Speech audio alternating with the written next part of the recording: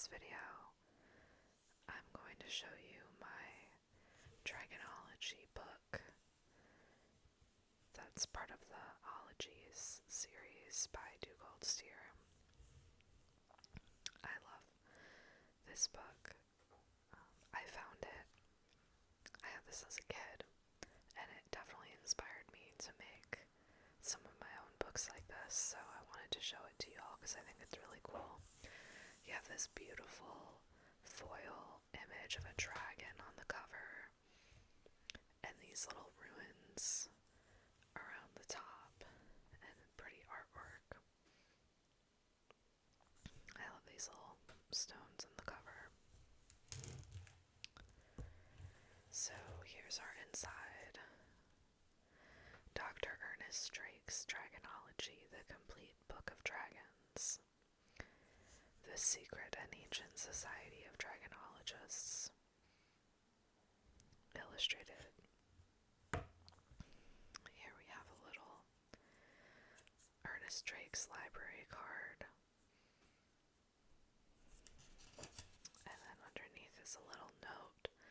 It says "To friendly dragons," and then there's runes. This says "Spell to catch a dragon. Take a mirror and sprinkle it with dragon dust. Then place a sapphire or other treasure outside the dragon's lair. When the dragon emerges to investigate the gemstone, quickly bring out the mirror so that the dragon sees his own reflection. Cry esse narciso, draconis attractive. This spell will tame the dragon, but watch out when it wears off. For a small sample of dragon dust, see Appendix 2. And we have this little letter.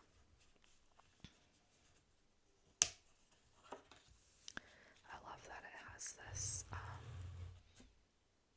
like the old-fashioned paper with the marbling.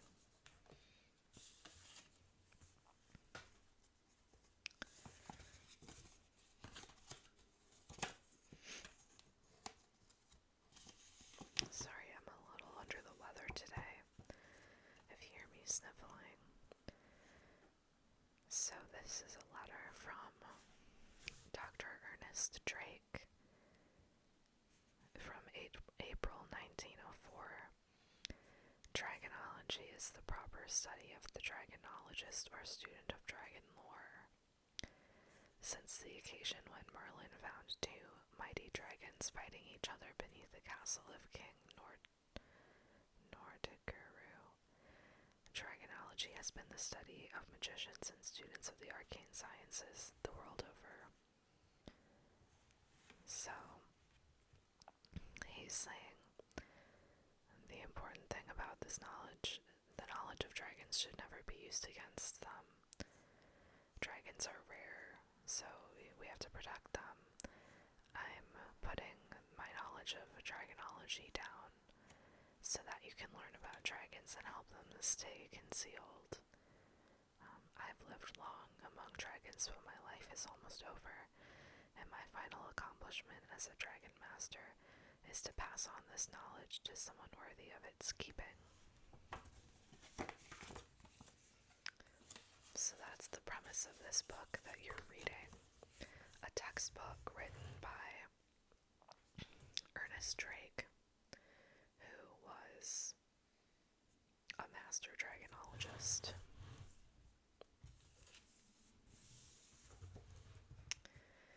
So, this is an introduction to dragonology. I love this beautiful illustration of a dragon.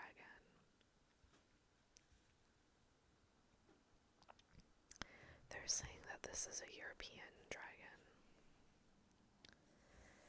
and they're talking about dragonology as a field.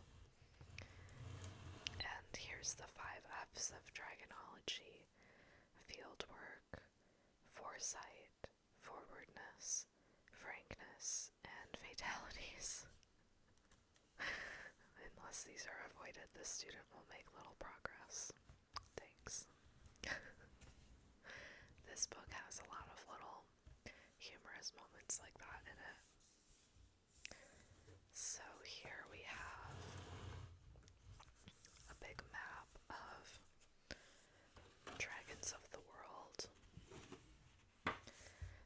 this is where you find all the different breeds of dragons.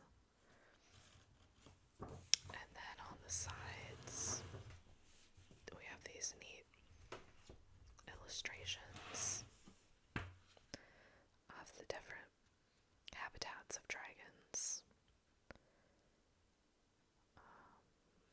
So they're saying, like, in Greenland they live in icebergs. The German Alps. Temples, some of them live in temples. These are all the different classifications of dragons by habitat. So mountain, we have European dragon, Asian lung, Tibetan dragon, Arctic regions, frost dragon, jungle, Mexican amphitheater, desert and savanna wyvern, prairie and steppe, American amphitheater, maybe, lindworm, forest knucker, and marsupial dragon. These little fake ads down here I think are funny. I'd be lost without my compasculars. Find your way to a pair near you. And then a fireproof hat. Another ad for a dragon whistle. And then a note the difference between dragons and sea serpents.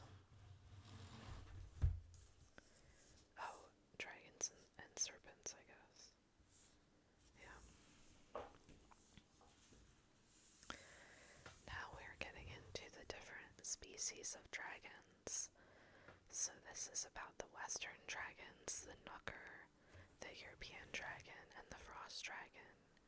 And then here we have a little sample of the wing membrane of a frost dragon. Oh, it's a little texture. Sorry for the traffic sounds.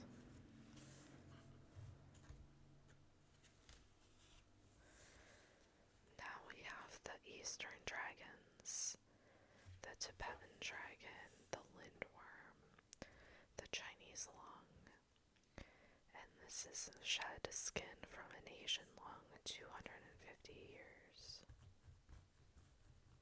I love the way that feels. It's neat. I love all the illustrations in this book are so beautiful.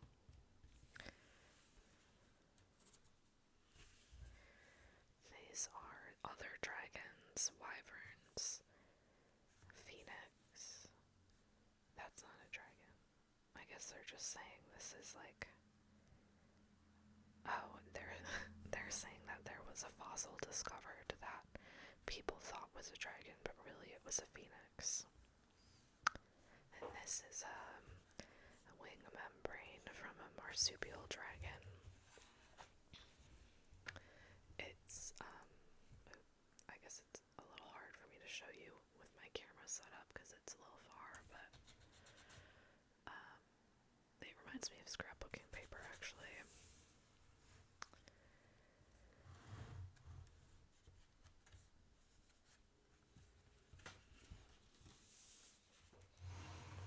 This is the biology and physiology of dragons. So we have from the outside view,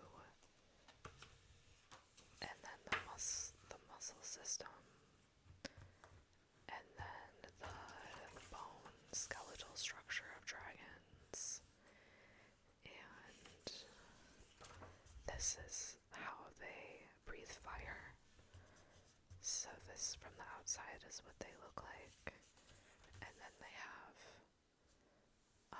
a spark pouch in their jaw and venom, so somehow the spark, this is what gets the spark, and the venom lights on fire.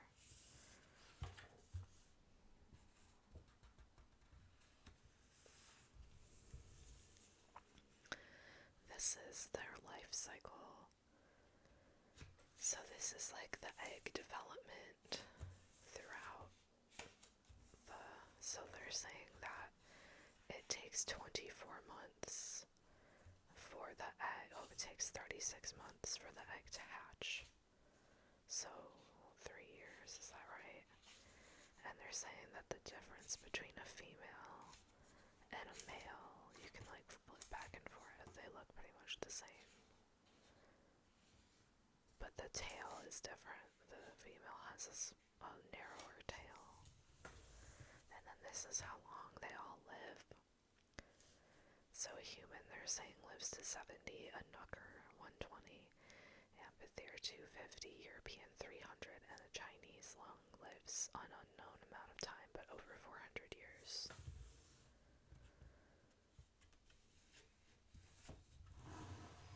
I like this part down here that's giving you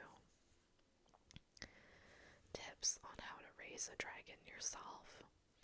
And it says that you should have a 40 to 50 acre farm with a head of 300 cows, and that should be enough for one chick.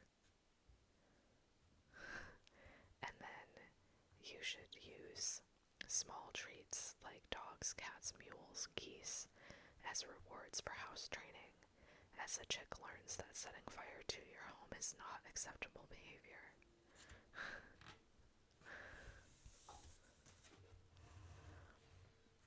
This is about the dragon behavior. So this is how they court each other, and they hoard jewels, and they have their own language. So these are the ruins that we've been seeing throughout the book. So here's how you can decode them, and then they have like little samples of writing that were found around the world for you to decode. I think that's a really fun aspect of this book, and I have done that for some of the messages, like actually decoded them. It just makes it more fun.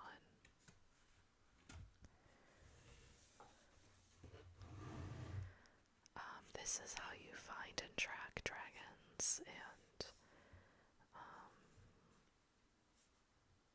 signs that they are around, their footprints. And this is an example of a dragonologist's personal record book. So this is how you take notes on your dragon sightings. These are examples, so they have the type of dragon, details about it, the date, the location, the time, the weather conditions, and then observations about what happened. So this one has a knucker, a European dragon, and an African wyvern sightings in it.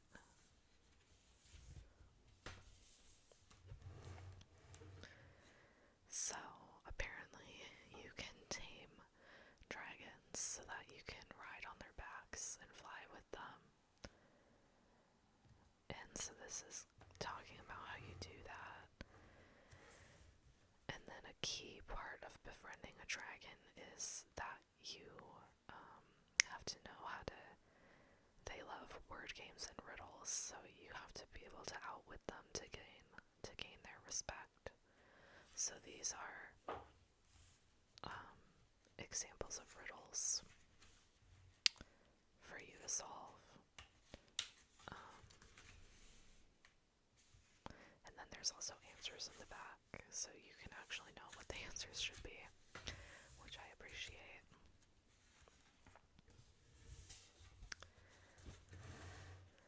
This is the things that a dragonologist would have in their laboratory, including a sample of dragon dust collected in 1869. This is red glitter in a bag. But yeah, this artwork I think is really beautiful along the bottom. It's really neat.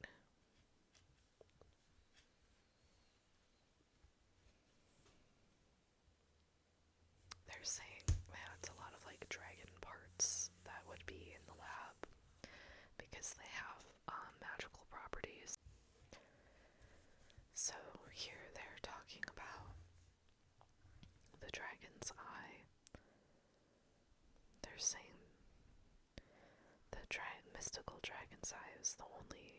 to determine dragonologists who, by reason of their innate wisdom and affinities with dragons, may become true dragon masters.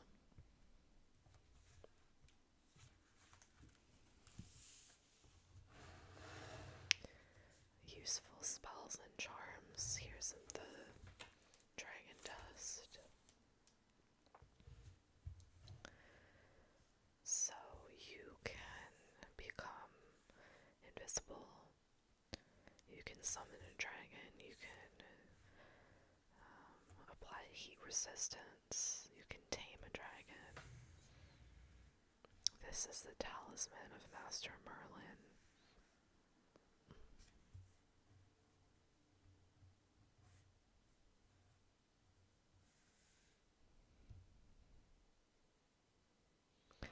The talisman is kept by a dragon that will lend it in exchange for answering a lost riddle.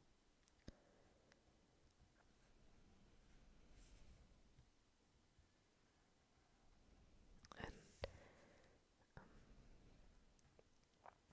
it gets a dragon to do a task for you. And this is a message written in dragon runes. And then the back. This is one of those. You can kind of see if you look from an angle. Beware, this spell can turn the dragon against you. So this must be a spell written in the dragon runes.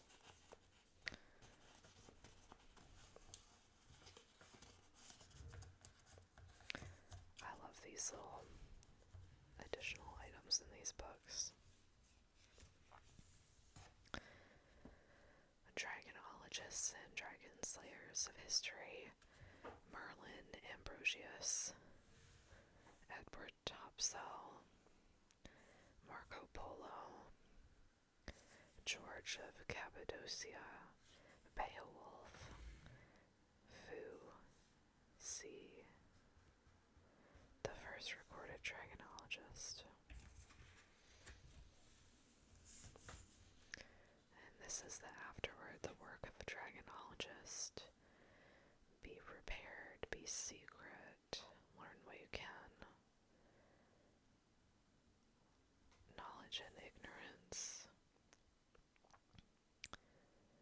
Conservation, beware of others. Not everyone who studies dragons does so for the right reasons. And last, only a few become master dragonologists. Such are reflected in the mystical dragon's eye. Their task is to conserve and protect those few dragons that remain. Signed, Ernest Drake. And then here's the dragon's eye. So that would reflect, if I held it up, it would reflect my face, although upside down, but still kind of cool. I like the way this book ends, like telling you you're a dragonologist. I think that's cool. On the back it says, no doubt, but there is none other beast comparable to the mighty dragon in awesome power and majesty, and few so worthy of the diligent studies of wise men. Gildus Magnus Ars Draconis 1465. I think this is such a neat book.